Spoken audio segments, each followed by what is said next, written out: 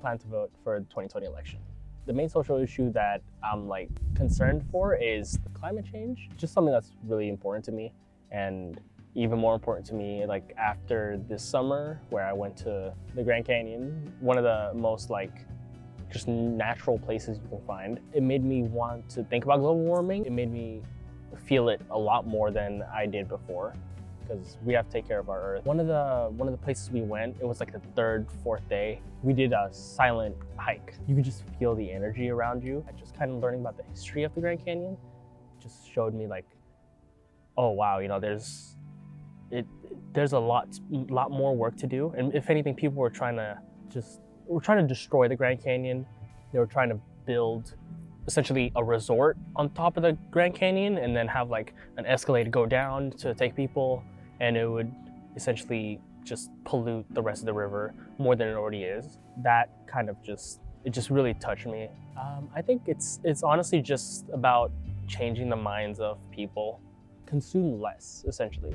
Most people, they don't question where their bottle of water comes from. They just know, oh yeah, it's convenient. Let me take that, drink it, throw it away. Think about the future and the next few generations that are gonna live. Don't be ashamed of trying to save the earth, because there's nothing wrong with it. Nobody should be judging you to start trying to save the earth.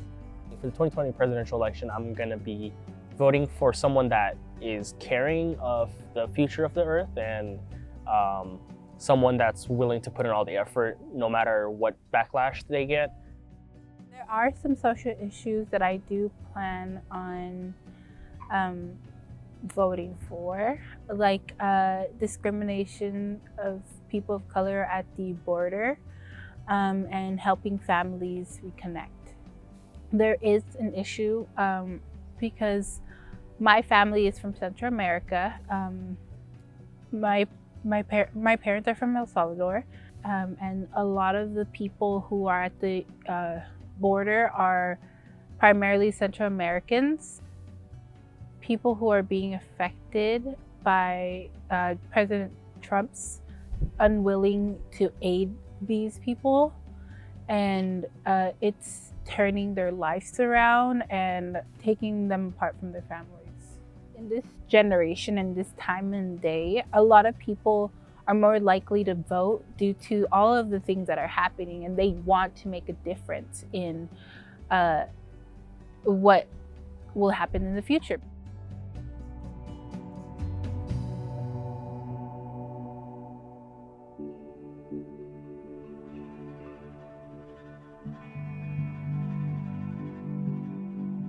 If I could vote in the 2020 election, I would, but I can't because I'm undocumented. I pride myself in kind of being really informed about local and national politics, and I get as much as involved as I can to a certain point. The only way I would be able to vote if there was a pathway to citizenship for me, but there isn't one. That I've experienced a lot in my life, about racism or gun violence and stuff like that. The night that Trump won, I remember my mom going to sleep. She turned off the TV and she just cried herself to sleep, and then it was so silent. I do have DACA, but I got it kind of a few months before Trump was elected. DACA it does a lot for me, and I'm very thankful for it because it allows me to get a job, which that means I can help my family and get money for college.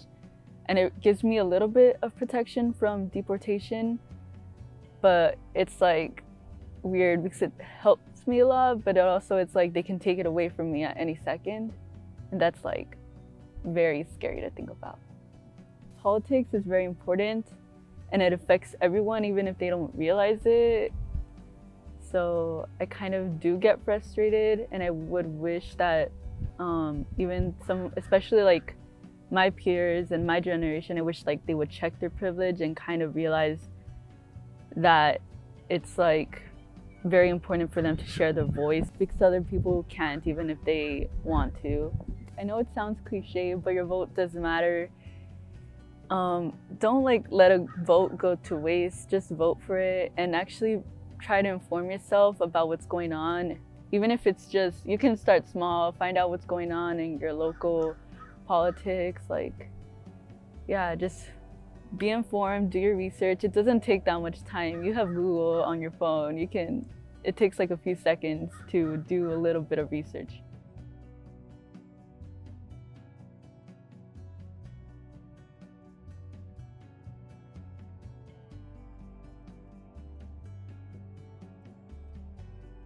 I'm currently 18 years old, and I don't think I'll be voting this upcoming term. It mostly has to do because I don't really connect with any candidate as well. I also don't follow any political news whatsoever. I tend to, avoid that type of hassle. If I don't know something, then I educate myself, but then again, I'm not very interested in it, which is also being a little bit hypocrite because I am in AP government. Maybe that will change my attitude towards it. It is a group effort for this, but I would really love it if something could be done in improving the homelessness, and especially in the area of Los Angeles, Skid Row especially, because it is really devastating what they have to put through every single day. In November 2020, in the presidential elections, as of right now, I don't know exactly what will trigger me to exercise my right to vote. But whatever it is, I feel that it will be in the right time and right position for me to do so.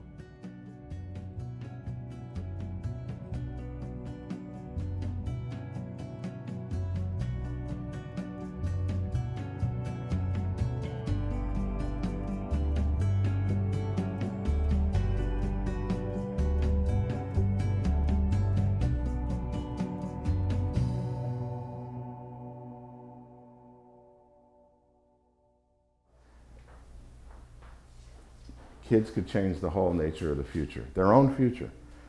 Quite frankly, you can look at me and you can say, I'm going to be dead when you guys are going to have to deal with the future. You're not going to be. And if you don't deal with the future, people my age are going to screw up your future. We're going to be making decisions now about the world, global warming, student loans, all of that. And the people who vote are people my age, not people your age. But we're going to screw up your future if you let us. Trust me. And the idea is, the more kids vote, they control their own future, because you're the future, not us. It's something that's pretty unique to be at this age and finally voting for this first time. When I was younger, 18 to 25-ish, 24-ish, I wasn't really involved in voting in general. It was a lot of school and hanging out, partying. I grew up in Vegas and Las Vegas, and politics weren't really on my mind at that time. I've traveled most of the United States, up to Alaska and all the way down to Florida, and I happened to be down in Florida during the Bush-Gore election, and was part of an area right up there. It's called Vero Beach, Florida. I felt like I was privy to overhearing certain conversations or things and comments that were made that when the voting came out the way it happened down there, I felt that there was some internal aspects to the voting that caused it to be off kilter, I guess, and was just kind of introduced to some ideas and thoughts going on at that time that swayed me from thinking that voting really mattered.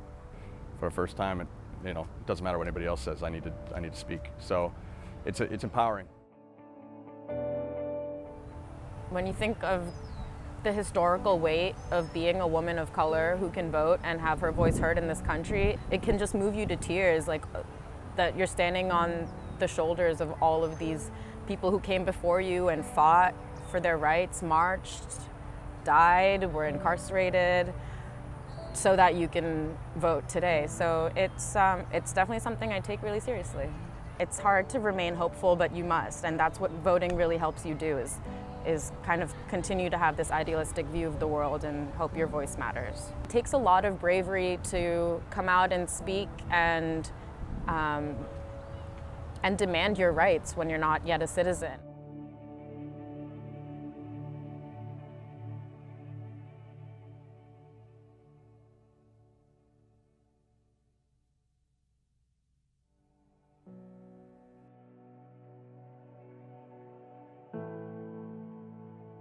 Once you become a citizen, you're fully an American and you have the same rights and everything. So it's kind of a relief. It was like a huge relief. I'm really looking forward to voting. I've always been in the belief of if I'm gonna complain, I have to participate. Before that, I didn't want to give my opinion of anything because I didn't have any skin in the game. But now, yeah, just being able to do that, I feel like I can engage more, like with the people here.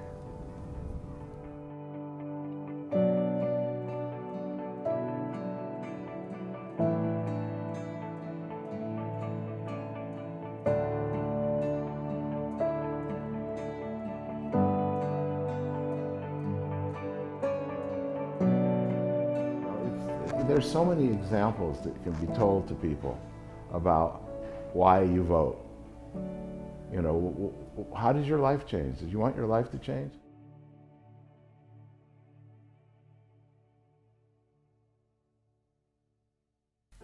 So this is some writing that goes along with a picture I took about voting. So, voting for the first time is a rite of passage for so many of my friends, and is one that I will not be able to take part of. This photo is what I feel when I think of voting. I am undocumented, so I cannot vote. I feel like I am locked in a prison. I stay informed and as involved as I can be. My generation has a tendency to throw away their votes because they feel like their vote won't make a difference. Eligible youth voters should realize that they have a voice that needs to be heard, that their voice does matter, that they can make a change. I feel a deep physical hurt when I realize that I cannot vote about policies that affect me. I cannot vote to change the conditions of thousands of children locked in cages right now. I cannot vote to challenge the gender pay wage nor about women's rights. I cannot vote about climate change or pollution. I cannot vote about any topic that affects me. It is important for youth to check their privilege and to remember that some people cannot vote. It hurts being in a prison that limits me, but I feel such a great joy knowing that there are others who care deeply about the same issues I do, and that they have a chance to make a difference. And if someone can actively be aware of the evil going on in today's politics, maybe they can decide to use their power for good and vote to make a change.